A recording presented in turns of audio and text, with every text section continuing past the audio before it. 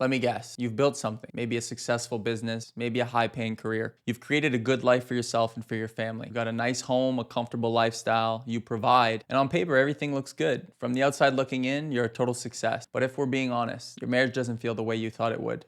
There's tension, distance, maybe silence. Most likely, there are constant arguments that never actually resolve anything. Conversations feel heavy, affection feels forced, sex feels mechanical, rare, or like it's fading away entirely. And the part that messes with your head the most is that you don't really understand how things got here. You didn't stop trying, you didn't stop caring, you didn't suddenly become a bad husband, and yet something's clearly wrong. If you're a driven, successful man and your marriage is falling apart, there's a reason you haven't been able to fix it yet. And it's not what you think.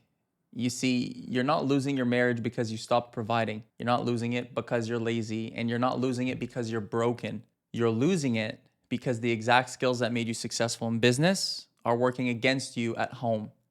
And you never stop to realize that those two worlds play by completely different rules and require completely different skill sets. So societally, here's what usually happens.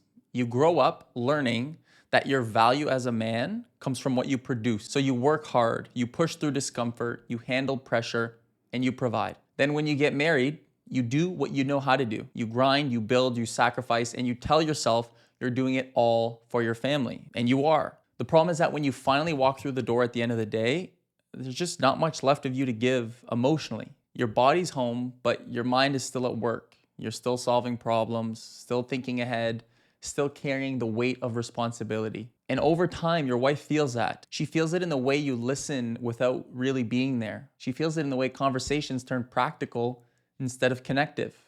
She feels it in the way you're reliable, but not fully present. At first, most women try to compensate for this. They step up. They lead more at home, which means they make more decisions. They manage the emotional tone of the relationship, not because they want to, but because they feel like they have to. They'll ask you questions like, what do you want to do this weekend? Or how should we handle this? Or what do you want to do for dinner? And you, trying to be easygoing and avoid conflict, say things like, whatever you want, honey, it's fine by me. And in your mind, you think you're being agreeable, but that's not what she's looking for. She's looking for that presence and that leadership from you. And every time she doesn't feel that, she pulls back a little more. And this is what happens. I hear the same story every single day with the people I work with. Eventually, she gets tired. She stops stepping up. She stops asking. She stops trying to carry the emotional weight on her own. And that's when she gets anxious, depressed, or angry. And that's when she'll start to seek salvation outside of the relationship. That can be with another man. It can be with a friend. It can be with a bottle. And most oftentimes when it is with somebody else, when it is with a friend, it's somebody who's been divorced, somebody who's kind of an enemy to the relationship. And this makes me think of one of the clients that I had who told me, he said, Justin, 10 years ago, my wife told me that I couldn't fulfill her emotional needs, so she would go to her friends. She said, you don't need to fulfill those needs for me. I get those needs met from my friends. And he said, perfect, that sounds great. I'm busy, I work a lot. It's not really something I want to do, so I'll just outsource that. What ended up happening is 10 years later, she filed for divorce. And he felt blindsided, not knowing what the hell was going on. He did everything right. 5 kids they had together, and she was willing to throw it all away. And for him, he's going, what the hell? How can this even happen? Everything was fine. We never argued. Everything was going well in our relationship. I remember he even said, he's like, man, not too long ago, we were having sex 2-3 times a week. But what a lot of guys miss is that, one, the amount of times you guys are being intimate has nothing to do with how connected she feels in the relationship. Because a lot of times women start to perform sex, and they do it because they feel bad for you, because they do it out of guilt or shame. They feel like they have to. They're not doing it because they want to. So that's a big thing there. So you can't use that as a gauge on how intimate or close your relationship is. Another thing is 10 years ago, that was the sign. That's when the work should have started. When you notice that your wife is not relying on you emotionally, there's a big problem, because what happens is she starts to be influenced by other people. And your job as the man is to protect your family financially, yes. Physically, yes. Emotionally is absolutely the most important thing, and intellectually, mentally, right? So if you lose that influence of the last two, then your wife becomes easily influenced by other people. Now that can be bad, it could be good. I'm not saying that's good or bad either way, but what I am saying is that your job as a man, if you want to have influence, if you want to be able to actually impact the direction that your family goes, which is leadership, which is what you should be focusing on, then you need to be able to provide emotionally for your wife. Because if you can't, she won't lean on you emotionally. And if she doesn't lean on you emotionally, that means you lose influence. You can no longer be a positive influence in her life. So she may make a mistake. And sometimes divorce is a mistake. Sometimes it's not because the guy actually doesn't want to change, but sometimes it is a big mistake. But if you're not there and she doesn't lean on you emotionally, you can't help her see that. She's going to go talk to other people. She's going to go talk to enemies of the relationship that are just telling you that she's better off without you. Because most of the time, these people are miserable themselves. And so they think the easiest path is to just end it. Because you and I both know most people in this world are victims. And what do victims like to do? They like to complain and they like to blame other people. Okay? This is not where you want to push your wife. And like I was talking about with my client, 10 years ago, his wife felt like she was pushed out of her intimate relationship and pushed into the arms of her friends. To recap, what you're actually doing is you're telling her that I can't deal with your emotions or that I don't want to deal with your emotions. So basically go somewhere else and deal with that stuff without me. Okay, so back to the progression of what actually happens here for provider husbands is that after the emotional connection starts to disappear, that's when the conversations about space, separation, or figuring things out start to surface. And from your side, once again, it feels sudden. It feels like it came out of nowhere, but it didn't. It was building quietly the entire time. Now, what I'm about to say next is the most important part of the whole video. Okay, if you truly understand this, all of the problems in your relationship will go away. So I want you to imagine that in your relationship, it's almost like there's a bank account that exists. And as men, we're taught that the best way to make deposits is to go out and to provide financially and take care of everybody.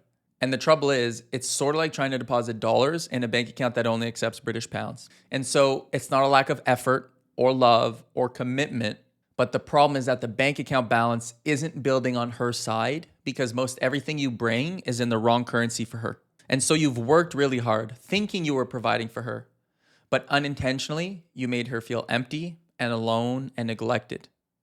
And women will say that to us in a way of, hey, I'm not connected to you anymore. And as men, we often have no idea what that means.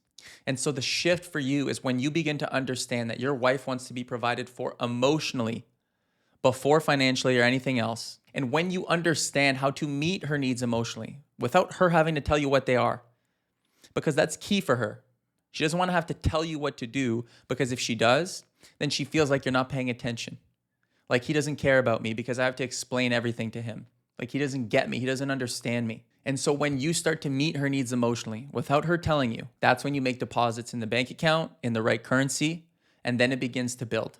And so again, it's not overnight, it's consistency, right? This is something we have to build back into. But as you do this, this is where you begin to make her feel full again, where she feels connected and she feels loved and valued and seen by you because you're intentionally meeting those emotional needs every day. Good day, bad day, connected, disconnected, conflict, whatever it may be. And that's exactly what we help you do inside the Empowered Husband program, where we help you actually build this into your daily habits. We help you learn the right skills so that you can fulfill your wife's emotional needs and never have to deal with this problem ever again. Here's what most men do when they realize their wife has pulled away emotionally. They panic and try to fix the relationship. They explain, they justify, they try harder, they optimize. In other words, they use the same strategy they use in business, which is work harder, try harder, optimize.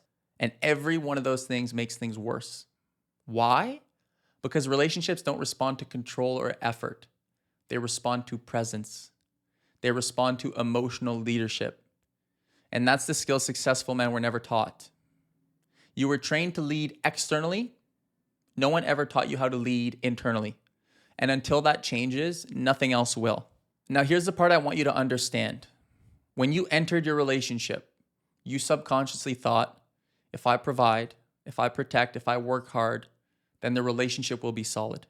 And in the early years, that actually feels true. Things are exciting, there's novelty, there's chemistry, and there's momentum. She admires your drive and she believes in your future. But over time, something subtle happens. You start to confuse providing with leading. You assume that if you're carrying the financial weight, handling responsibilities, and keeping life stable, then the relationship should feel safe and secure. And logically, that makes sense. But emotionally, that's not how it works. Because while you're busy building externally, the relationship is quietly starving internally. So here's the trap. The more successful you become, the more pressure you carry. The more pressure you carry, the more you live in your head. And the more you live in your head, the less emotionally available you become. You start coming home depleted.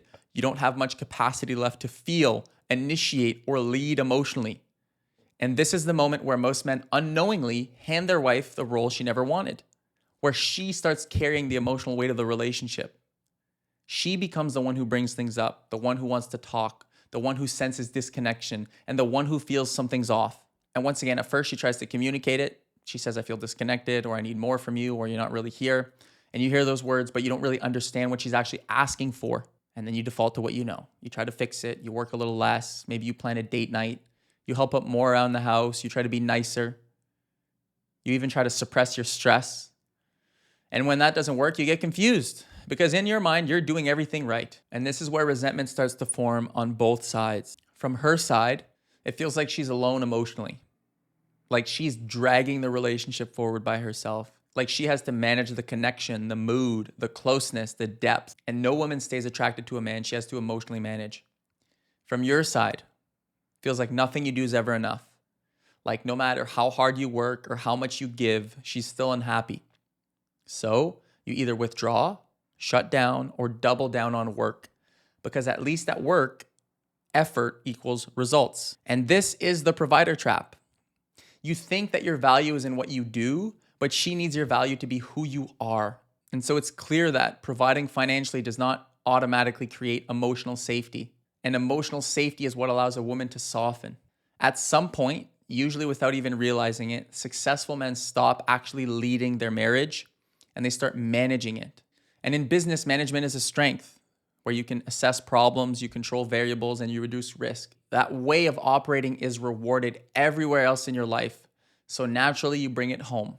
The problem is that relationships don't respond to management the way businesses do. What usually happens is this. As life gets heavier, as work gets more demanding and stress builds, you start prioritizing stability over connection.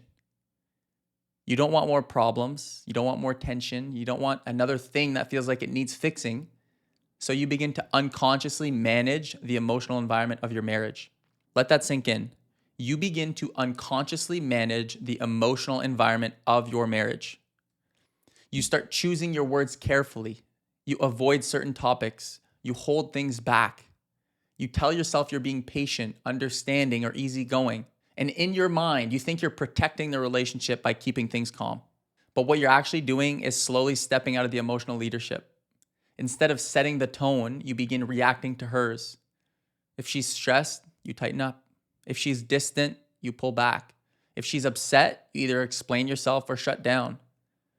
The relationship slowly becomes reactive instead of directed. And this is where polarity starts to disappear. Polarity comes from a man who is emotionally steady enough that his partner doesn't feel like she has to manage him, guide him, or guess where he stands. When a man is constantly adjusting himself to avoid emotional friction, there's nothing solid for the relationship to orient itself around. Everything becomes cautious, neutral, and flat. And a lot of men mistake this for peace. They tell themselves, we don't fight much, or things are calm, or at least there's no drama. But calm without connection isn't peace, it's emotional disengagement. This is also where being Mr. Nice Guy backfires.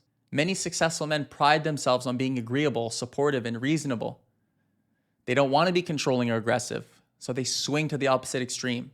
They compromise more, they initiate less, they ask for less, they defer more, and they think that by being flexible, they're making the relationship easier. What they don't realize is that attraction grows when a man is embodied, grounded, and clear in who he is, even when that creates tension. So when you stop initiating emotionally, physically, directionally, your wife doesn't feel relieved. She feels like she's alone in the relationship, like she's the only one paying attention to the emotional undercurrent, like she's carrying the weight by herself. And this is also where control becomes more subtle. You may not be controlling her actions, but you start trying to control outcomes. You analyze her moods, you replay conversations in your head, you try to say the right thing, you listen while already planning your response. And you stay calm, but it's not grounded calm, it's guarded calm. Women can feel that instantly. They can tell when you're present versus when you're managing. They can tell when your steadiness is real versus when it's performative. And when it's performative, it doesn't feel safe. It feels distant. So even when you do the right things, they don't land. Even when you try harder, things don't improve. This is why so many men feel confused. And they'll come up to me and they'll say things like, man, I'm doing everything right, but nothing is changing. So what's actually happening is that one, effort has replaced leadership. Two, avoidance has replaced presence. And three, niceness has replaced embodiment. And until that changes, no amount of communication, dates, or apologies will bring back attraction and love. Okay, and this is when things usually get uncomfortable with my clients, because we're gonna talk about something most high-performing men don't like to admit. Work didn't just make you successful, it became a refuge for you. For a lot of men, work is the one place where things make sense. There are rules, you put in effort, you get results. Even when it's stressful, it's still familiar, it's predictable, and you know how to win there.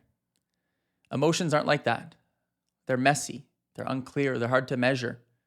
And for most men, they're completely untrained territory. So without realizing it, work becomes a way to avoid dealing with what's happening internally, because you were never taught how to sit with discomfort without trying to solve it or escape. And I actually had a phone call last week with a client of mine who right now is undergoing separation with his wife. And he used to live in a big house filled with his wife and 5 kids. And she left and essentially took the kids. And he is now faced with the silence of being alone. And we had some of our best sessions these past couple weeks because of that, because he was forced to slow down. And now he's changing. Now he's becoming the man that his marriage actually needs. And now he actually has a chance to saving it. But before, when we would have a session, we'd have a decent session, but most of the time he'd come to the session saying, hey man, like I'm just exhausted. You know, I work till 2 or 3 in the morning. You know, he'd be kind of frantic, tough to dive in with. And then he'd end the call and he'd go straight to work. And then we'd have a session next week and talk about a lot of the same problems. What happened since his wife left is he's been forced to slow down. So what I want to urge you to do is don't be forced to slow down by something dramatic happening to your life. Start prioritizing that space and that silence and slowing down.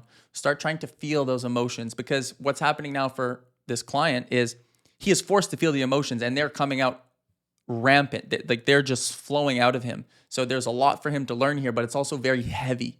So don't be that guy that's just working, head down, working for 20 years. Then you lift your head up and the whole, everything you worked so hard to create just crumbles around you because you've lost sight of what really matters, because you weren't able to sit in your own discomfort. You weren't able to face your own insecurities, fears, doubts.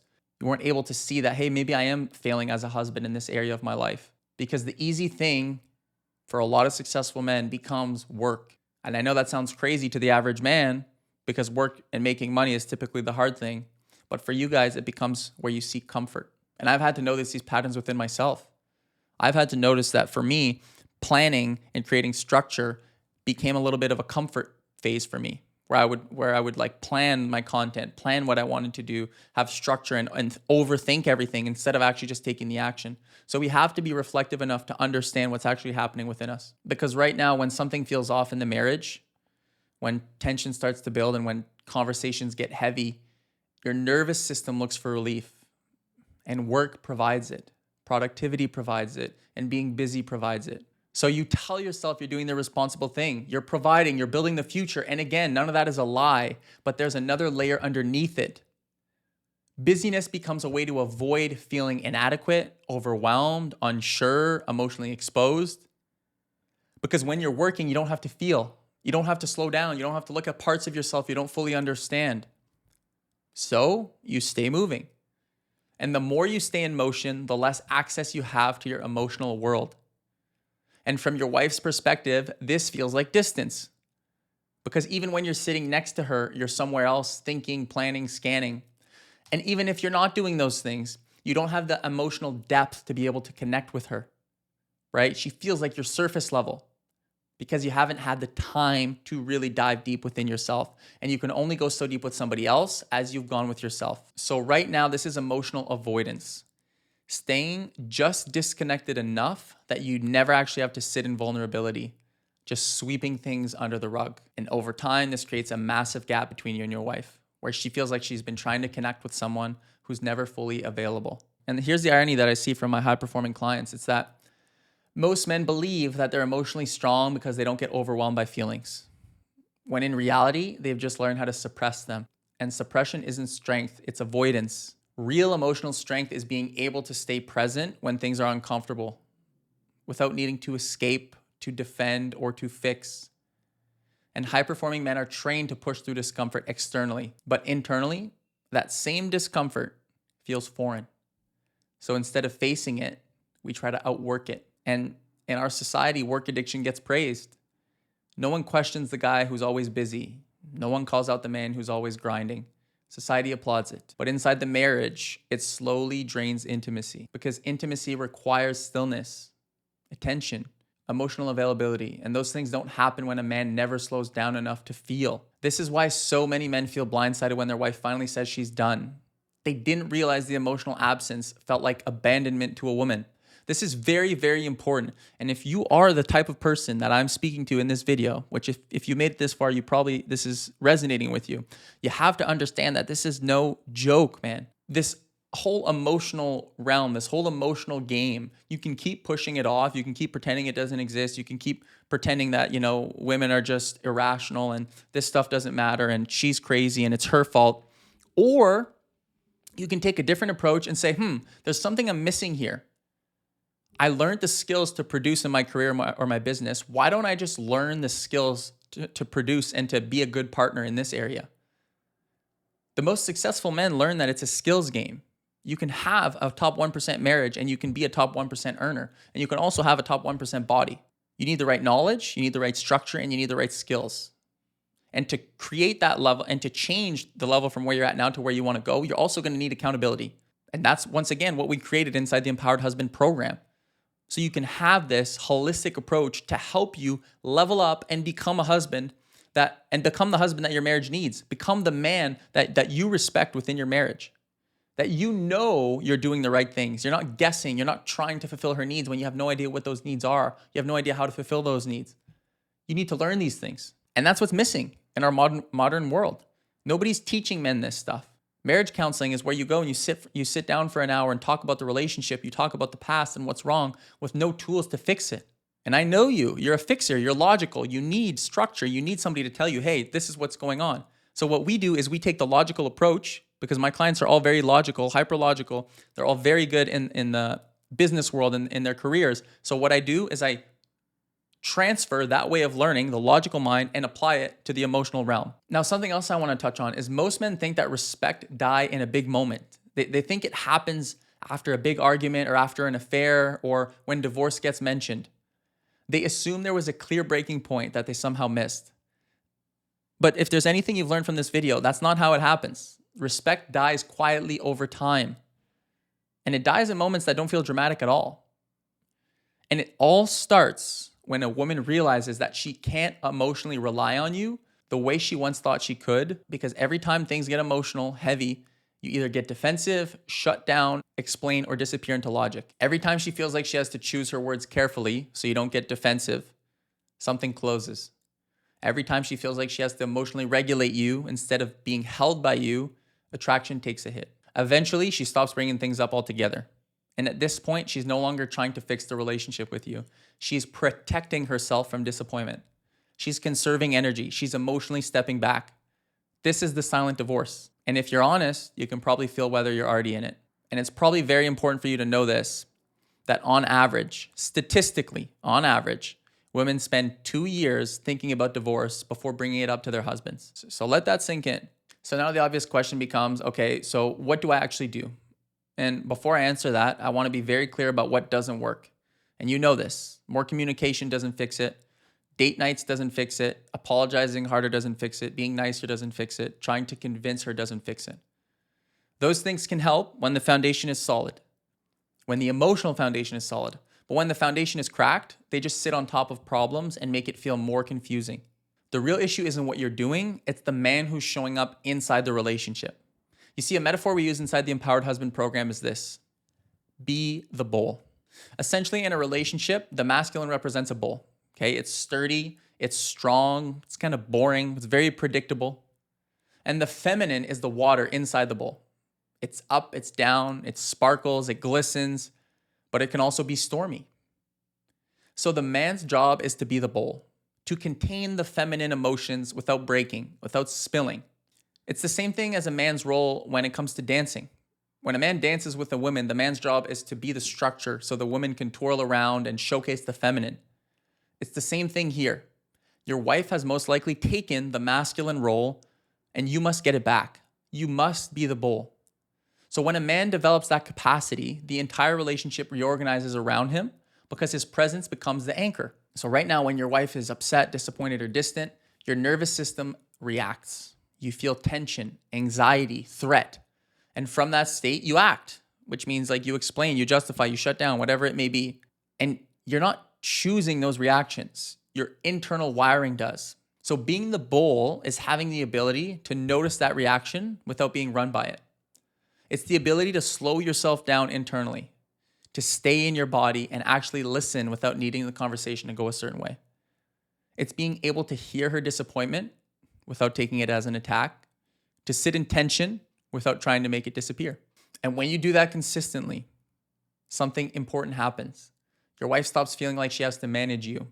She doesn't have to soften her words. She doesn't have to walk on eggshells. And she doesn't have to regulate the emotional temperature of the room, which means she can finally relax. And relaxation is where attraction comes back from. When she can relax around you, you become her safe space. You become the person she wants to share with. You become the person who she processes her emotions with. And we know women are emotional. They're way more emotional than they are logical. So if she starts processing her emotions around you, you actually start to be able to have that influence again. You actually start to be able to fix the real issues in the relationship because she's telling you what they actually are. Okay, so I just want to leave you with this. It's very important to note that you don't get respect by demanding it. You don't get attraction by chasing it. You don't get connection by trying harder. You get it by becoming emotionally trustworthy. That means when she's upset, you don't panic. When she's distant, you don't chase. When she criticizes, you don't collapse. You stay present, you stay grounded, you stay clear. And over time, she starts to feel something she hasn't felt in a long time. Safety. The kind of safety that allows her to soften, open, and reconnect without feeling like she has to carry everything. This is why the shift has to happen inside you first. Because you can't lead emotionally if you don't know how to regulate yourself. You can't create polarity if you're being reactive, and you can't rebuild trust if your state changes based on her mood. So it should be very clear that this isn't about fixing her. It's not even about getting her back. It's not about controlling the outcome. It's about becoming the kind of man that the relationship can finally anchor itself around. And when that happens, things start to change naturally. So let me leave you with this. Every man watching this is standing at the same fork in the road. Whether he realizes it or not, on one side is the path most men stay on. They tell themselves that things will settle down, that this is just a rough season, that, once work slows down, once stress eases, once kids get older, things will reconnect naturally. And that's when these men wake up to a life they never planned on, a marriage that ends abruptly, an empty house, and being a weekend dad. That's the cost of never learning the right skills to thrive in your relationships, or never becoming the bull. The other path looks different. This path doesn't start with fixing the marriage. It starts with leading yourself. So if this video hits home for you and you know something needs to change, I've put together a separate video where I break down exactly how I help driven, successful men rebuild their marriages from the inside out. You can go ahead and watch that breakdown next. Or if you already know you want one-on-one help, there's a button below this video where you can apply to work with me directly. Either way, don't ignore this. Nothing changes until you do.